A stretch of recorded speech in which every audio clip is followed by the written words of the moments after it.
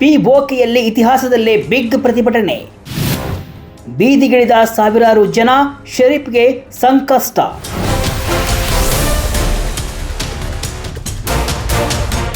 Vijaya Karnataka web ವೀಕ್ಷಕರಿಗೆ ನಮಸ್ಕಾರ. ನಾನು ಶಿವಮೂರ್ತಿ ಸರ್ವ. ಕೆಲ ದಿನಗಳ ಹಿಂದಷ್ಟೇ ರಕ್ಷಣಾ ಸಚಿವ ರಾಜನಾಥ್ ಸಿಂಗ್ ಅವರು ನಾನು ಭಾರತದ ಭಾಗ ಅಂತ ಪಿಒಕೆ ತಾನಾಗಿಯೇ ಬರುತ್ತೆ ಅಂತ ಹೇಳಿದರು.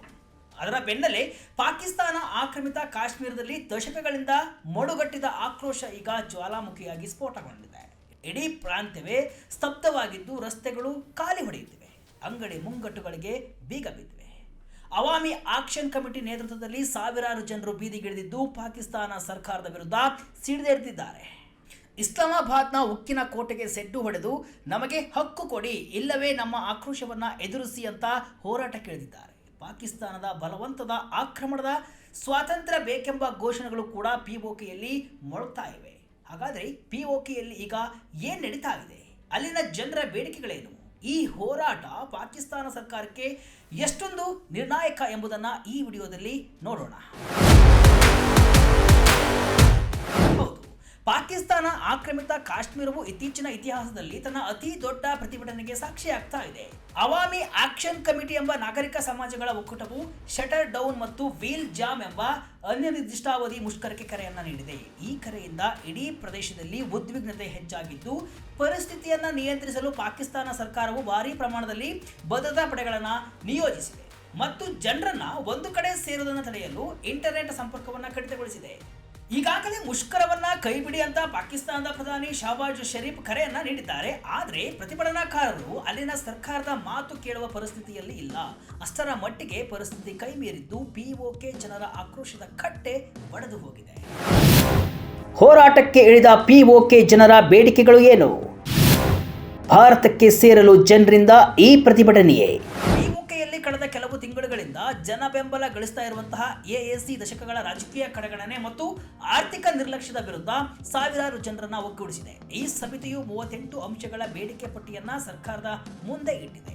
ಇದರಲ್ಲಿ ಪ್ರಮುಖವಾದ ಅಂಶವೇನೆಂದರೆ, ಪಾಕಿಸ್ತಾನದಲ್ಲಿ ವಾಸ ಮಾಡುತ್ತಿರುವಂತಹ ಕಾಶ್ಮೀರಿ ನಿರಾಶ್ರಿತರಿಗಾಗಿ ಪಿಒಕೆ ವಿಧಾನಸಭೆಯಲ್ಲಿ ಮೀಸಲಿಟ್ಟಿರುವ 12 ಶಾಸಕಾಂಗ ಸ್ಥಾನಗಳನ್ನು ರದ್ದುಪಡಿಸುವುದಾಗಿದೆ. ಈ ಸ್ಥಾನಗಳು ಸ್ಥಳೀಯರ ಪ್ರಾತಿನಿಧ್ಯವನ್ನ ದುರ್ಬಲಗೊಳಿಸುತ್ತವೆ ಎಂಬುದು ಇಲ್ಲಿನ ಜನರ ವಾದ. ಅದಲ್ಲದೆ ಅದರ ಜೊತೆಗೆ ಸಬ್ಸಿಡಿ ದರದಲ್ಲಿ ಹಿಟ್ಟು, ಮಂಗ್ಲ ಜಲವಿದ್ಯುತ್ ಯೋಜನೆಗೆ ಅನುಗುಣವಾಗಿ ನ್ಯಾಯಯುತ ವಿದ್ಯುತ್ ದರ ಮತ್ತು ಪಾಕಿಸ್ತಾನ ದೀರ್ಘಕಾಲದಿಂದ ಭರವಸೆ ನೀಡಿದ ಸುಧಾರಣೆಗಳನ್ನು ಜಾರಿಗೆ ತರಬೇಕು ಎಂಬುದು ಬೇಡಿಕೆಗಳು ಆಗಿವೆ. ಇನ್ನು ನಮ್ಮ ಈ ಹೋರಾಟ ಯಾವುದೇ ಸಂಸ್ಥೆಯ ವಿರುದ್ಧವಲ್ಲ, ಬದಲಾಗಿ 70 ವರ್ಷಗಳಿಂದ ನಮ್ಮ ಜನರಿಗೆ ನಿರಾಕರಿಸಲಾಗಿರುವ ಮೂಲಭೂತ ಹಕ್ಕುಗಳಿಗಾಗಿ ಅಂತ ಮುಜಾಫರ್ಬಾದ್ನಲ್ಲಿ ಜನರನ್ನ ಉದ್ದೇಶಿಸಿ ಮಾತನಾಡಿದ ಎಎಸಿಯ ಪ್ರಮುಖ ನಾಯಕ ಶೌಕತ್ ನವಾಜ್ ಮಿರ್ ಗುಡುಗಿದ್ದಾರೆ. ಇಲ್ಲಿಯವರೆಗೂ ಆಗಿತ್ತು ಆಯಿತು, ಈಗ ಒಂದೋ ನಮ್ಮ ಹಕ್ಕುಗಳನ್ನು ನೀಡಿ, ಇಲ್ಲವೇ ಜನರ ಆಕ್ರೋಶದ ಪರಿಣಾಮವನ್ನ ಎದುರಿಸಿ ಅಂತ ಶಹಬಾಜ್ ಶರೀಫ್ ಸರ್ಕಾರಕ್ಕೆ ಎಚ್ಚರಿಕೆಯನ್ನ ನೀಡಿದ್ದಾರೆ. ಪ್ರತಿಭಟನೆ ನಿಲ್ಲಿಸಲು ದಮನಕಾರಿ ನೀತಿ, ಮಾತುಕತೆ ವಿಫಲ, ಮುಷ್ಕರ ಕಂಟಿನ್ಯೂ ಶಪಥ. ಜನರ ಈ ಹೋರಾಟಕ್ಕೆ ಶರೀಫ್ ಸರ್ಕಾರ ತನ್ನದೇ ರೀತಿಯಲ್ಲಿ ಉತ್ತರಿಸಿದೆ. ಇತ್ತೀಚಿನ ದಿನಗಳಲ್ಲಿ ಪಿಒಕೆಯ ಪ್ರಮುಖ ಪಟ್ಟಣಗಳಲ್ಲಿ ಶಸ್ತ್ರಸಜ್ಜಿತ ಸೇನಾ ವಾಹನಗಳು ಪಥಸಂಚಲನವನ್ನು ನಡೆಸಿವೆ. ಜೊತೆಗೆ ಪಂಜಾಬ್ನಿಂದ ಸಾವಿರಾರು ಸೈನಿಕರನ್ನ ಕರೆಸಿಕೊಳ್ಳಲಾಗಿದೆ. ಪ್ರಮುಖ ನಗರಗಳ ಪ್ರವೇಶ ಮತ್ತು ನಿರ್ಗಮನ ದ್ವಾರಗಳನ್ನು ಪೊಲೀಸರು ಸೀಲ್ ಮಾಡಿದ್ದಾರೆ. ಸ್ಥಳೀಯ ಭದ್ರತಾ ಪಡೆಗಳಿಗೆ ಬೆಂಬಲವಾಗಿ ಇಸ್ಲಾಮಾಬಾದ್ನಿಂದ ಹೆಚ್ಚುವರಿ 1000 ಪೊಲೀಸ್ ಸಿಬ್ಬಂದಿಯನ್ನು ಕಳಿಸಲಾಗಿದೆ. ಇನ್ನು ಈ ಕಠಿಣ ಕ್ರಮಗಳಿಗೂ ಮೊದಲು ಎಎಸಿ ಸಂಧಾನಕಾರರು, ಪಿಒಕೆ ಆಡಳಿತ ಮತ್ತು ಪಾಕಿಸ್ತಾನದ ಕೇಂದ್ರ ಸಚಿವರ ನಡುವೆ ನಡೆದಂತಹ 13 ಗಂಟೆಗಳ ಸುದೀರ್ಘ ಮಾತುಕತೆ ವಿಫಲವಾಗಿದೆ. ಗಣ್ಯರ ಸವಲತ್ತುಗಳು ಮತ್ತು ನಿರಾಶ್ರಿತರ ವಿಧಾನಸಭಾ ಸ್ಥಾನಗಳನ್ನು ತೆಗೆದುಹಾಕುವ ವಿಷಯದಲ್ಲಿ ರಾಜಿ ಮಾಡಿಕೊಳ್ಳಲು ಸಮಿತಿ ನಿರಾಕರಿಸಿದ ಹಿನ್ನೆಲೆ ಮಾತುಕತೆ ವಿಫಲವಾಗಿದ್ದು, ಮುಷ್ಕರ ನಡೆಸಿಯೇ ತೀರ್ತೇವೆ ಅಂತ ಪ್ರತಿಭಟನಾಕಾರರು ಶಪಥ ಮಾಡಿದ್ದಾರೆ. ಭಾರೀ ಕುದಿಯುತ್ತಿದೆ ಪಾಕ್ ಆಕ್ರಮಿತ ಕಾಶ್ಮೀರ, ಪಾಕಿಸ್ತಾನಕ್ಕೆ ಮತ್ತೊಂದು ಬಲೂಚಿಸ್ತಾನ್ ಭೀತಿ. ಇನ್ನು ಗ್ರೌಂಡ್ ಲೆವೆಲ್ನಲ್ಲಿ ಪರಿಸ್ಥಿತಿ ಅತ್ಯಂತ ಸ್ಫೋಟಕವಾಗಿದ್ದು, ಮುಷ್ಕರಕ್ಕೂ ಮುನ್ನ ಮುಜಾಫರ್ಬಾದ್ನ ವ್ಯಾಪಾರಿ ಸಂಘಗಳು ಜನರಿಗೆ ಆಹಾರ ಮತ್ತು ಅಗತ್ಯ ವಸ್ತುಗಳನ್ನು ಸಂಗ್ರಹಿಸಲು ಅವಕಾಶವನ್ನು ಮಾಡಿಕೊಟ್ಟಿದ್ದವು. ಭದ್ರತಾ ಪಡೆಗಳ ಬೆಂಗಾವಲು ವಾಹನಗಳು ನಗರಕ್ಕೆ ಪ್ರವೇಶಿಸುತ್ತಿರುವ ವಿಡಿಯೋಗಳು ಸೋಷಿಯಲ್ ಮೀಡಿಯಾದಲ್ಲಿ ಹರಿದಾಡ್ತಾ ಇದ್ದು, ಸರ್ಕಾರದ ಕಠಿಣ ಪ್ರಕ್ರಿಯೆ ಬಗ್ಗೆ ಆತಂಕವನ್ನ ಸೃಷ್ಟಿಸಿವೆ. ಸ್ಥಳೀಯರು ಪಾಕಿಸ್ತಾನದ ಬಲವಂತದ ಆಕ್ರಮಣದಿಂದ ಸ್ವಾತಂತ್ರ್ಯ ಬೇಕು ಅಂತ ಘೋಷಣೆಗಳನ್ನ ಕೂಗ್ತಾ ಇರುವುದು ಕೂಡ ಕಾಣ್ತಾ ಇದೆ. ಇದು ಪಾಕ್ ಪ್ರಧಾನಿ ಶಹಬಾಜ್ ಶರೀಫ್ ಮತ್ತು ಪಾಕ್ ಸೇನಾ ಮುಖ್ಯಸ್ಥ ಆಸಿಮ್ ಮುನೀರ್ಗೆ ಸಂಕಷ್ಟ ತಂದಿದೆ.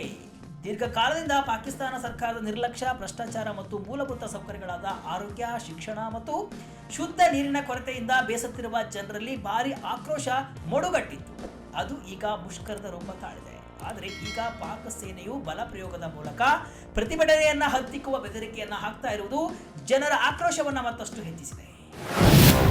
ಪಿಒಕೆ ಲಾಕ್ಡೌನ್ ಕೇವಲ ಪ್ಲಾನ್ ಎ ಅಷ್ಟೇ. BC-D ಪ್ಲಾನ್ ಕೂಡ ರೆಡಿ. ಡಿಗೆ ಪಾಕ್ ತತ್ತರ. ಪಿಒಕೆಯಲ್ಲಿ ಲಾಕ್ಡೌನ್ ಕೇವಲ ಪ್ಲಾನ್ ಎ ಆಗಿದೆ, ಅಲ್ಲಿಗೆ ಸಾಕು ಎಂಬ ಸಂದೇಶವನ್ನು ಸರ್ಕಾರಕ್ಕೆ ನೀಡಲು ಹೋರಾಟಗಾರರು ಮುಂದಾಗಿದ್ದಾರೆ. ಹಕ್ಕುಗಳನ್ನ ನೀಡಿ, ಇಲ್ಲದಿದ್ದರೆ ಜನರ ಕೋಪ ತಾಪ ಎದುರಿಸಿ ಅಂತ ಸರ್ಕಾರಕ್ಕೆ ಎಚ್ಚರಿಕೆಯನ್ನ ನೀಡಿದ್ದಾರೆ. ಆದರೆ ಶಹಬಾಜ್ ಶರೀಫ್ ಯಾವುದೇ ಮಾತನ್ನ ಕೇಳ್ತಾ ಇಲ್ಲ ಎನ್ನಲಾಗುತ್ತಿದೆ. ಈ ಹಿನ್ನೆಲೆ ಲಾಕ್ಡೌನ್ ಕೇವಲ ಪ್ಲಾನ್ ಎ ಆಗಿದ್ದು, AAC ನೇತೃತ್ವದಲ್ಲಿ ಪ್ರತಿಭಟನಾಕಾರರು B, C ಮತ್ತು D ಯೋಜನೆಗಳನ್ನು ಸಹ ಸಿದ್ಧಪಡಿಸಿವೆ. ಅದರಲ್ಲಿ D ಅತ್ಯಂತ ಕಠಿಣವಾಗಿದೆ ಎನ್ನಲಾಗಿದ್ದು, ಪಾಕಿಸ್ತಾನಕ್ಕೆ ಸಂಕಷ್ಟ ಖಾತರಿ ಅಂತ ಹೇಳಲಾಗ್ತಾ ಇದೆ. ಸರ್ಕಾರದ ನೀತಿಗಳ ವಿರುದ್ಧ ಈ ಪ್ರದೇಶದಲ್ಲಿ ಇದೇ ಮೊದಲ ಪ್ರತಿಭಟನೆ ಅಲ್ಲ. ಇಲ್ಲಿ ಆಗಾಗ ಪ್ರತಿಭಟನೆಗಳು ನಡೆಯುತ್ತಲೇ ಇರುತ್ತವೆ.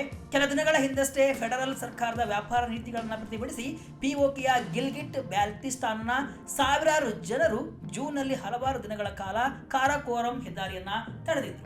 ದೀರ್ಘಾವಧಿಯ ವಿದ್ಯುತ್ ಕಡಿತದ ಜೊತೆಗೆ ಭೂಮಿ ಮತ್ತು ಖನಿಜಗಳನ್ನು ವಶಪಡಿಸಿಕೊಳ್ಳಲು ಅವಕಾಶ ನೀಡುವ ಪ್ರಸ್ತಾವಿತ ಮಸೂದೆಯ ವಿರುದ್ಧವೇ ಮೇ ತಿಂಗಳಲ್ಲಿ ನಡೆದ ಪ್ರತಿಭಟನೆಗಳ ಬಳಿಕ ಈ ಪ್ರತಿಭಟನೆ ನಡೀತಾ ಇದೆ.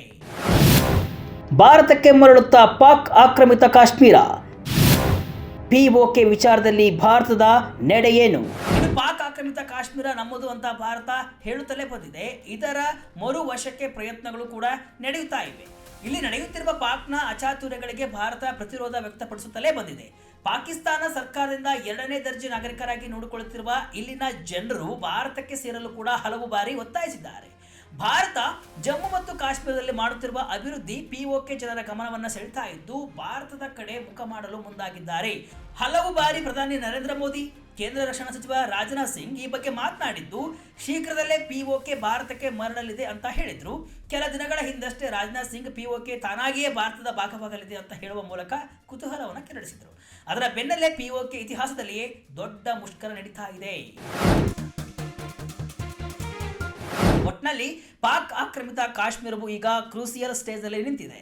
ಒಂದು ಕಡೆ ತಮ್ಮ ಹಕ್ಕುಗಳಿಗಾಗಿ ಶಾಂತಿಯುತವಾಗಿ ಪಿಒಕೆ ಜನ ಬೀದಿಗೆ ಇಳಿದಿದ್ದಾರೆ. ಮತ್ತೊಂದು ಕಡೆ ಪ್ರತಿಭಟನೆಯನ್ನ ಹತ್ತಿಕ್ಕಲು ಪಾಕಿಸ್ತಾನ ಸರ್ಕಾರ ಮತ್ತು ಸೇನೆ ಸಜ್ಜಾಗಿದೆ.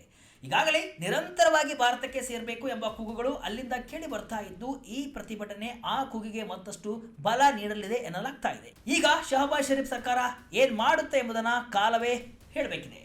ಭಾರತ ಕೂಡ ಇದನ್ನ ಬಹಳ ಸೂಕ್ಷ್ಮವಾಗಿ ಗಮನಿಸ್ತಾ ಇದೆ. ಇದಿಷ್ಟು ಇವತ್ತಿನ ವಿಶೇಷ. ಇದೇ ರೀತಿಯ ಹಲವು ವಿಶ್ಲೇಷಣೆ ಮಾಹಿತಿ ಅಷ್ಟೇ ಅಲ್ಲ, ಮನರಂಜನೆಯ ವಿಡಿಯೋಗಳಿಗಾಗಿ ವಿಜಯ ಕರ್ನಾಟಕ ವೆಬ್ಸೈಟ್, ಫೇಸ್ಬುಕ್ ಹಾಗೂ ಯೂಟ್ಯೂಬ್ ಪೇಜನ್ನು ಫಾಲೋ ಮಾಡಿ. ಧನ್ಯವಾದಗಳು.